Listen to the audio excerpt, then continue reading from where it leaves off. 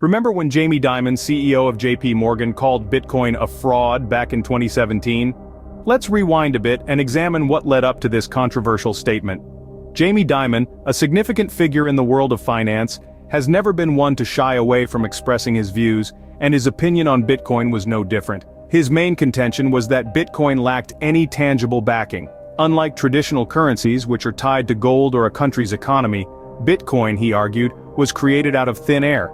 In his view, this made Bitcoin inherently unstable and potentially worthless. Furthermore, Dimon raised concerns about the potential misuse of Bitcoin.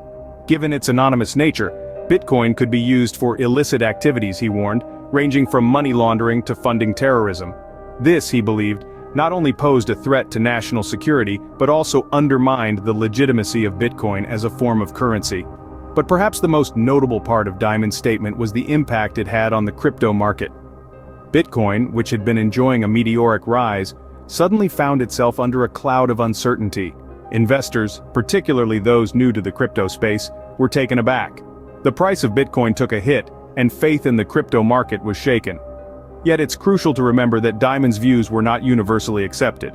Many in the crypto community pushed back, arguing that his critique was based on a misunderstanding of the technology and its potential.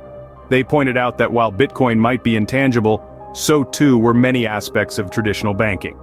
As for the potential for misuse, they argued, the same could be said of any currency. This statement caused quite a stir in the crypto community, to say the least. It sparked a heated debate that continues to this day, pitting traditional banking against the new frontier of cryptocurrency. And while the dust may have settled somewhat since then, the ripples of Jamie Dimon's statement continue to be felt in the world of finance and beyond. As you can imagine, Bitcoin enthusiasts didn't take too kindly to Dimon's harsh words. The Bitcoin community immediately sprung to action, rallying behind the digital currency they hold dear. They were quick to point out the value propositions of Bitcoin that Dimon seemed to overlook. Let's delve into some of the key counter-arguments they presented. First and foremost, they highlighted Bitcoin's decentralization. Unlike traditional banks and currencies, Bitcoin is not controlled by a central authority. It's a peer-to-peer network where transactions are made directly between users. This means it's free from government interference and manipulation. It's a democratic form of money, if you will, giving power back to the people. In addition to this, Bitcoin enthusiasts touted the potential for financial freedom that the cryptocurrency brings. They argue that Bitcoin provides an opportunity for individuals to take control of their own wealth, without the need for intermediaries such as banks. This is particularly relevant for those living in countries with unstable economies or oppressive regimes, where access to traditional banking systems is often restricted or unreliable. But the Bitcoin community didn't stop there. They also pointed out Bitcoin's growing acceptance in the mainstream market. More and more businesses, both big and small, are beginning to accept Bitcoin as a form of payment. This is a clear indication that Bitcoin is not just a passing fad, but a viable alternative to traditional currencies. Furthermore, they noted the increasing institutional interest in Bitcoin. Major corporations and financial institutions are starting to recognize the value of Bitcoin and are investing in it. This is a sign that even those within the traditional financial system are beginning to see the potential of this digital currency. In the face of Dimon's criticisms, the Bitcoin community remained undeterred. They passionately defended their beloved cryptocurrency, emphasizing its potential to revolutionize the financial world.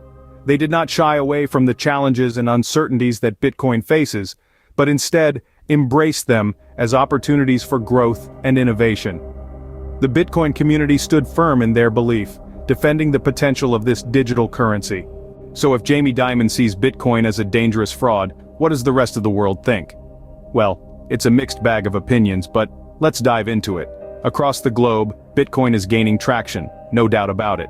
It's a digital currency that's not tied to any country or subject to regulation, and people are finding this appealing. In fact, more and more individuals are using Bitcoin for transactions, from buying a cup of coffee to paying for a college education. And it's not just individuals. A growing number of businesses are accepting Bitcoin as payment. From small, independent bookstores to major online retailers, Bitcoin is becoming a viable option for commerce.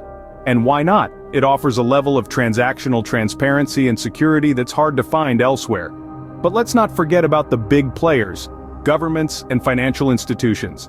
While some are resistant, Many are exploring and investing in blockchain technology, the backbone of Bitcoin. They see the potential for this technology to revolutionize the way we conduct transactions, manage records, and even how we vote. Countries like Estonia and Switzerland are leading the way in blockchain-based governance. Major banks, including Barclays and the Bank of England, are investigating the use of blockchain for various applications.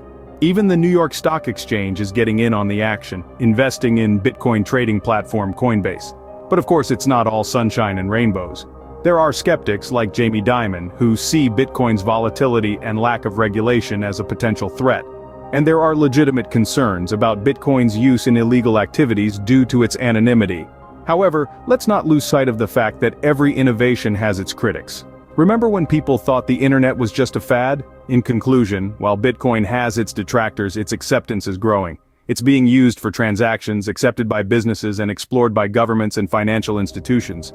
Its potential to transform our financial system is undeniable. While Jamie Dimon may not be a fan, it's clear that Bitcoin has made its mark in the financial world. Given the stark contrast between Jamie Dimon's views and the general perception, what does this mean for the future of Bitcoin and traditional banking?